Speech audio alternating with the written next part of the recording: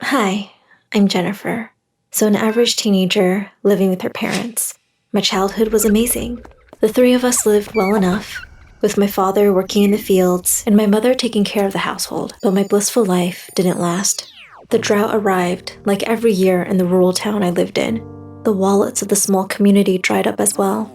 Over those 3 months of drought, people went less to the store to buy food because they could not afford it. Teachers used their small amounts of money to buy snacks for those kids who went hungry. But soon, their wallets dried up as well. But my parents always made sure I believed everything was okay. What I did not know is that my father during that time would sneak out at night when I was sound asleep to work the night shift as a postman and come back just in time to sleep 1 hour before going to his day job. And my mother would wash people's clothing for money until her hands cracked and her knuckles bled.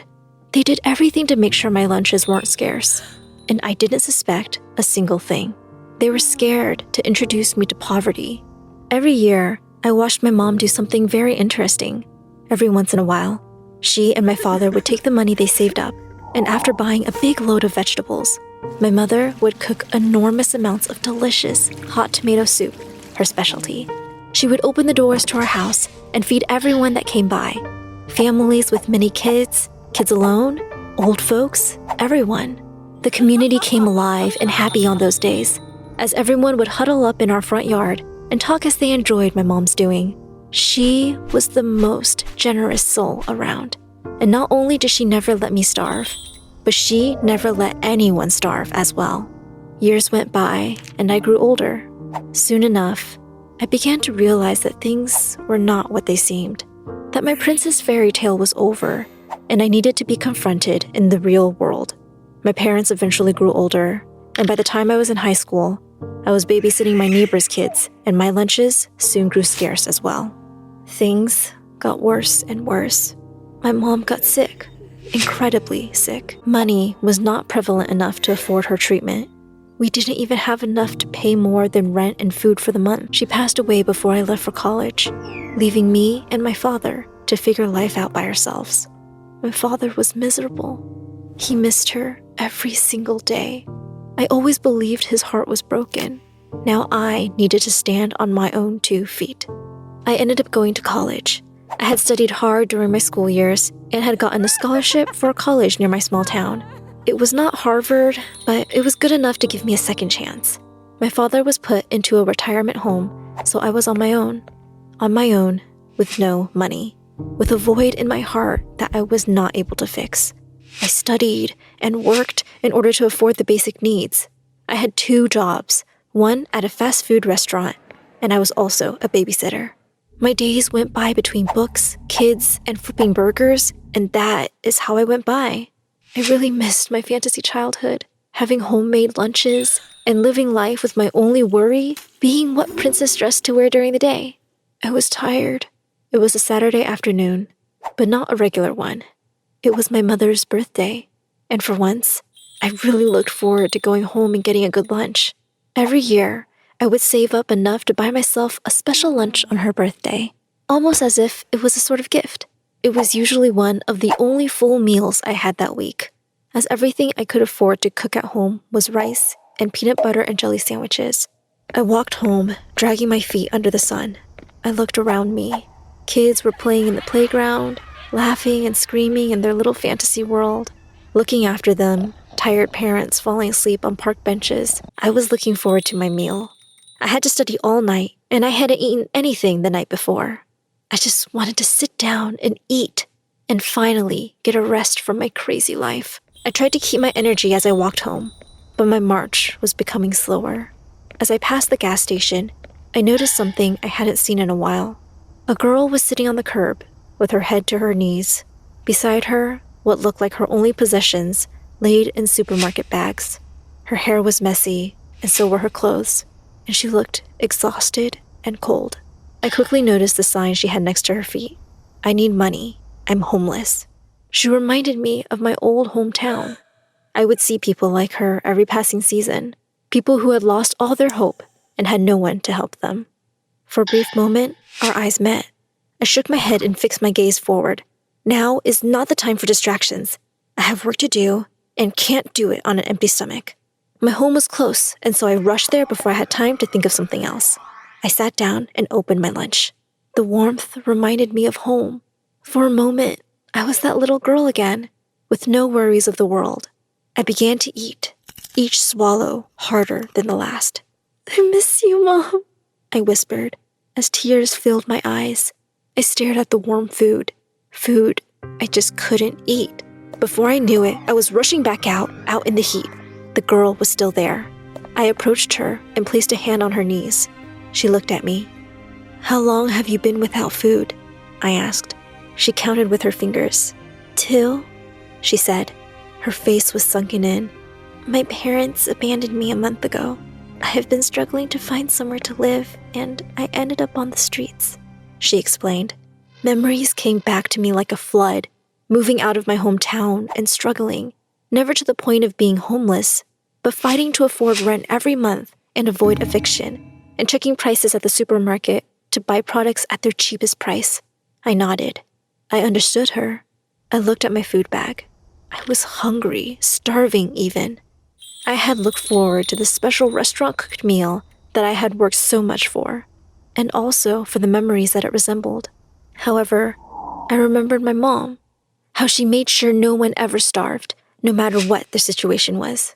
"Here, I can share my lunch with you," I offered, sitting down next to her. Her eyes sparkled in seconds. "Are you sure?" she asked. I nodded with a smile. Studying could wait. I sat down next to her and took out the small containers. In one of them, creamy pasta with shrimp. In the other one, a decadent piece of chocolate cake. As she ate her first meal in 2 days, she shared with me her life story. I couldn't help but notice how much she was enjoying it. She was taking every bite as if it was the last one, and as much as I wanted to enjoy it as well, I knew what was the right thing to do. "You know, you can have the whole meal," I said. Her eyes widened. "No, I can't accept that. It's too much," she said, closing the containers. I grabbed her hand and looked into her eyes, which were glossy. "Have it. You need it more than I do." As I left, she grabbed my hand. "Thank you.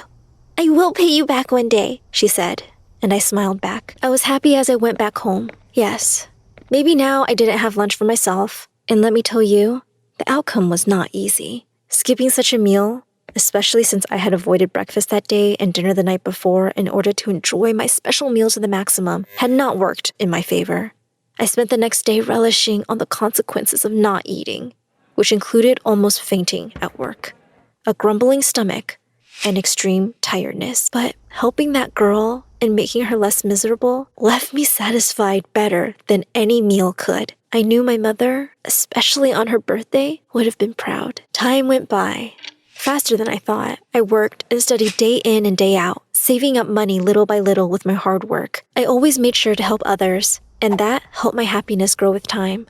I tried to continue my mother's legacy. Soon enough, I graduated college. My life was starting to make sense. I found the love of my life and got married. We had one daughter, and she was the light of our eyes, the blinding light at the end of the dark tunnel. My father passed away soon after my daughter was born, but he died happy. I hadn't become any close to a millionaire, but my life was comfortable enough. And just like my childhood, we lived in a small town, in a small neighborhood, in a cozy house that was perfect enough for the 3 of us. Then, my daughter became sick. All our savings went so fast. I would never let my family suffer like I did. Never again. With this determination, I went for job after job. No jobs wanted to take me in.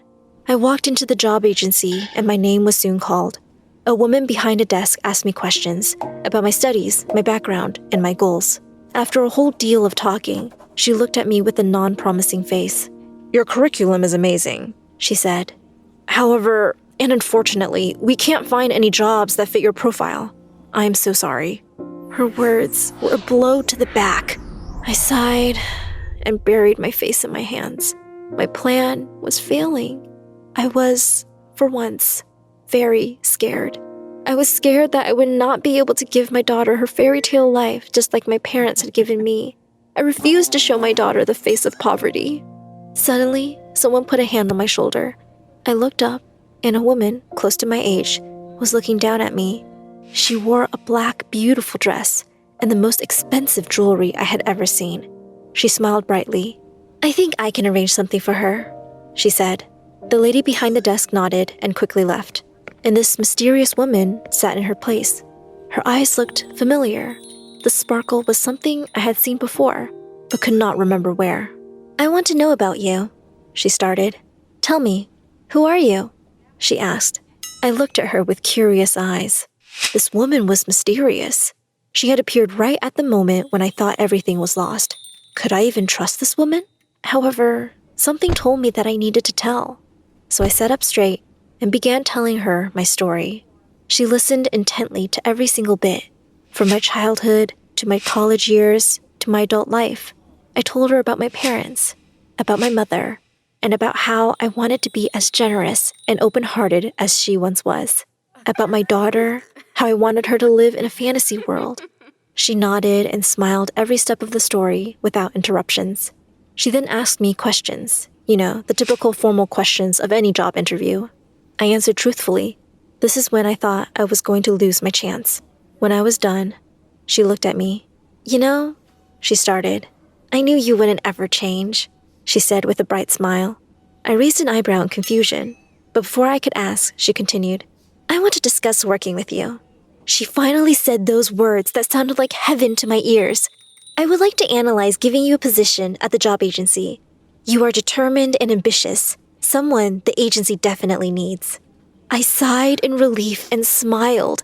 I started crying. Everything was going to be fine. "Thank you," I cried out with a huge smile. "Thank you so much. I don't know how I'm ever going to pay you back," I said. "You don't have to," she answered.